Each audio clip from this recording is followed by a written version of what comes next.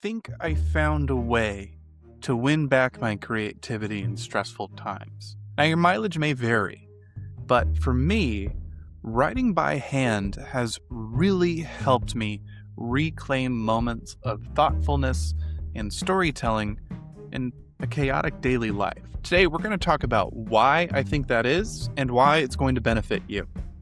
Hi everyone, I'm James, an author, editor, and the owner of The Arcanist, an independent publisher dedicated to sharing excellent fantasy fiction. Writing by hand is an unpopular way to draft a novel or a short story, but it's the medium that propelled the art that we so love. I mean, writing is called writing because people used to write on paper with quills or pens or, they used to use their hands. Now, what the vast majority of us do, including myself, really should be called typing. We're not writing anything, we're just clicking buttons and watching words appear on screen. Now, there's no real cognitive difference that I can tell in terms of is typing brain rot? No, I'm not trying to say that. But there is something to be said about returning to pen and paper and not ignoring the old way of doing things. I'm not saying that it should completely replace typing or even come close to it, just that maybe it should be a part of your daily rotation or something you do while you're stressed out, while you're out and about. Hey everyone, Near Future James here. I just wanted to say that one of my favorite things that I've been doing with The Arcanist lately is reviewing books from excellent independent authors, small press authors, and I've been getting exposed to a lot of really great stuff. If you're an avid reader and you like what I'm doing, Arcanist is building up an advanced reader team. Starting now, our ARC readers are going to be receiving digital copies of basically everything we publish. All we ask for in return is an honest review on Amazon or Goodreads. In this world, you need reviews to stand out, and in order for any book to gain traction, we need like 10 to 15 reviews on every book the moment it's published. So if this sounds interesting to you, you want to get free books, and you want to read excellent fantasy from small authors, go ahead and click the link in the description. I would really appreciate to see you there. So why have I started writing by hand again? The first reason is I just hadn't done it since I was a kid. The last time that I significantly wrote anything by hand was when I was in high school and had to do so for school assignments. But I also kept a journal, which I wrote in, I carried around and I wrote in basically whenever I had a moment. I had a lot of feelings growing up, as most of us do, and I filled up that. It was only one journal. It's not like I filled up multiple, but I filled up that one journal over the course of a few years in high school. Back to handwriting was something of a nostalgia trip. There's also the whole analog thing going on right now. I'm definitely, or at least at one point, was a fan of this analog trend, maybe to sound like a hipster before it became a trend. Now I'm a little bit concerned about it just because it seems like an excuse for people to buy more crap they don't need. But in general, getting off of screens is a good idea.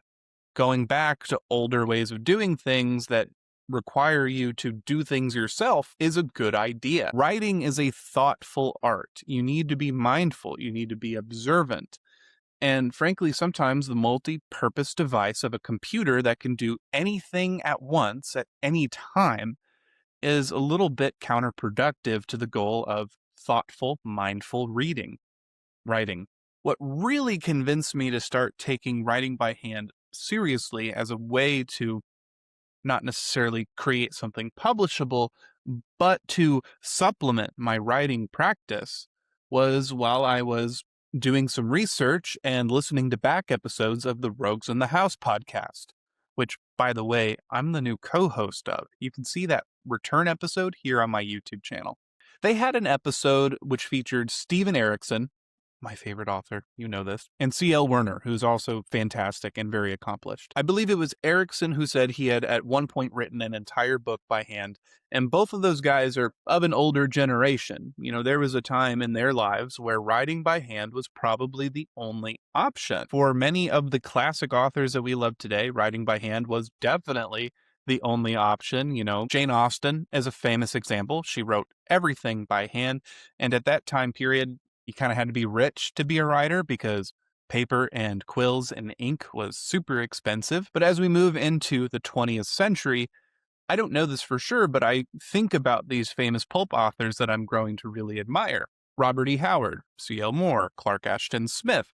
I imagine that these folks were probably writing by hand and sending their handwritten manuscripts into publishers. And that kind of sheds some light on a lot of those weird stylistic things that kind of show up in the 1930s with short fiction. Sometimes I'm just a little bit baffled by repetitions or word choices. A word from Hellsguard by C.L. Moore that I read last night. Umptuousness. It showed up twice in the same paragraph, I think. But then when you write by hand, you start to understand why these things happen. So the consensus of that podcast episode I mentioned was essentially that writing by hand makes you more careful.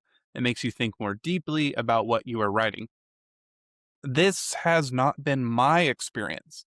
Now, maybe that's because I am a melted brain, young millennial / elder Gen Z person that has already had my mind destroyed by computers and social media. As a writer, I have been typing everything for my entire career. So moving to handwriting was jarring and sometimes a little bit daunting. But what I found is that while it doesn't improve my thoughtfulness about the story, it does quiet my mind and improve my focus in general.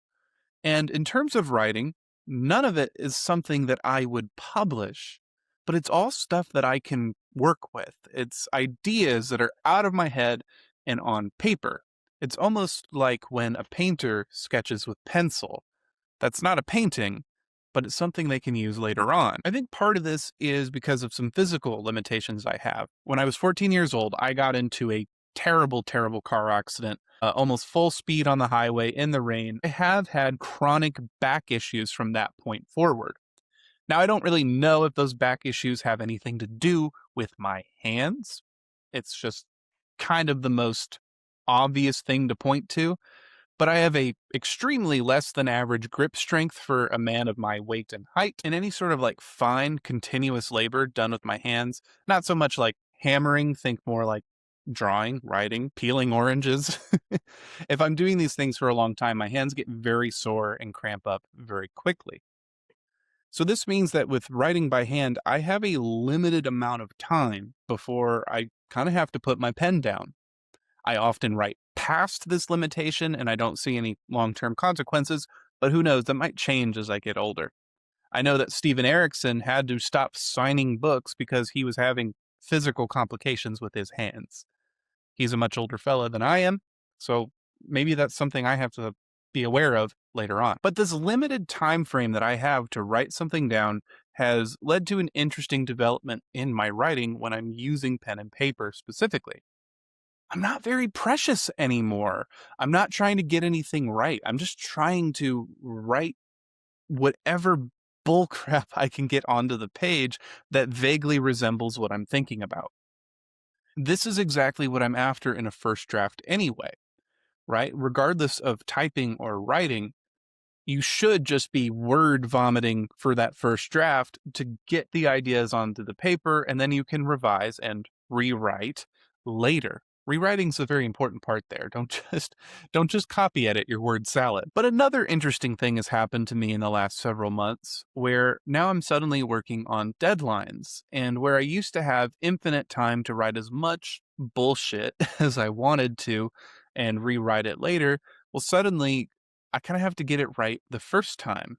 I've fallen uncharacteristically into perfectionism, and I kind of think it might not go away. While I'm writing slower and it's a little bit more painful than it ever has been before, I really like what I'm putting out. I'm very proud of myself when I create a first draft that I can send to somebody and not have to be like, oh, it's a first draft. There might be typos.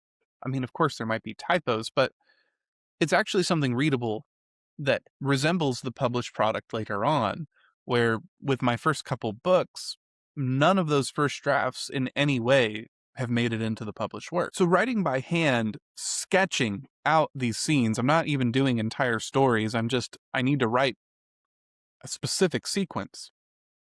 I write 1 to 3 pages by hand. It's garbage. I can barely read it. A lot of times with dialogue, I'm just skipping tagging, I'm skipping body language, I'm maybe even writing with intense cliches just to get the idea across. And then later on, when I have a little bit more time, I have that in front of me. And then when I go to draft it on the computer, there's a first draft there. I did the thing. Now I can revise and edit and be perfectionist without harming my creativity. So, yeah, I think it has solved a very particular problem that I have been having as a writer lately, which is battling with stress and intimidation from the writing caused by the stress and perfectionism. These are all things that hold people back. They're new problems to me, but I'm not going to act like they don't happen to me. I have been pretty stunted the last couple months. I'm getting writing done, but it doesn't feel as good as it ever had in previous time. Carrying on the idea of a sketch, and I really want to focus on that metaphor. When you're writing by hand, I want to encourage you, especially if you're not used to it, to think of it like a sketch. It's reference, it's a foundation to build upon. It's not what you're going to be sending to Clarkesworld. There is a tool that I've come across, and I've never tried it, but I'm going to try it here on video with you, that I think is very cool. There's a website that a friend of mine, Eason Blackwood, created called Flash Fic Daily. Every day, there is a flash fiction prompt that you can write up to 1,000 words on. Now, this isn't anything like crazy original. Writing prompts have been around forever. And frankly, you can just go onto ChatGPT and ask it to generate you 100 whatever prompts in an instant. But what I really like about what Eason is doing is the fact that he's handwritten these prompts and he's writing them too. You go onto the homepage, there's a prompt. He has 8 excellent tips. Start in media res. There's no time for preamble. Leave vital information unsaid. Let that emptiness breathe or fester. All of these things are just honestly good advice for writing snappy fiction in general. He even gives you an example. Sticks by George Saunders. I'll have to read that today. My favorite thing that he does is he puts his money where his mouth is. He takes a prompt that he presented on this website and he wrote on it, and he puts his writing out there for you to see. This video isn't sponsored. This is a free tool. I don't gain anything by sending you there, but Eason puts in so much effort into everything that he does, and frankly, I want more people to see what he's doing. He's doing really good work, very writer-friendly, and you can learn a lot from him. So go check out Flashfic Daily, check out Eason Blackwood on YouTube, and I'll be over here writing on it. The prompt today was, writing a book is akin to going to war. Salvador Bellamond plopped his quill into the inkwell and sighed. He knew this manuscript would get him killed should the Shard find it. Should he get it published? Should he get it published? On the one hand, people needed to know the truth. On the other, he needed his head. This was the problem with being a writer in Valencia, the golden city of shit. What did I write here? Whomever had named it such seemed to conveniently miss the rivers of shit flowing through the North Quarter. What would he do then with such a scathing takedown of the impotent monarchy? Surely he couldn't publish it. Publishing his death. Publishing meant his death, his head. And he needed his head, of course. Would I ever publish that? Not as is. I would definitely rewrite it. I would definitely expand it. But it got me writing. And so even though I've been doing a lot of businessy stuff today, I've been recording, it's taking me away from my writing projects, I got that done, and I didn't stop writing today. You need to write every day, or at least most days, in order to stay in touch with it. So if you like what I'm doing, please like and subscribe, join our advanced readers team to help us get more reviews and more eyes on our books and our authors, and check out Eason Blackwood and what he's doing over on YouTube and Flashfic Daily. He's really great at leveling with the beginning author. Thanks for watching, and I'll see you next time.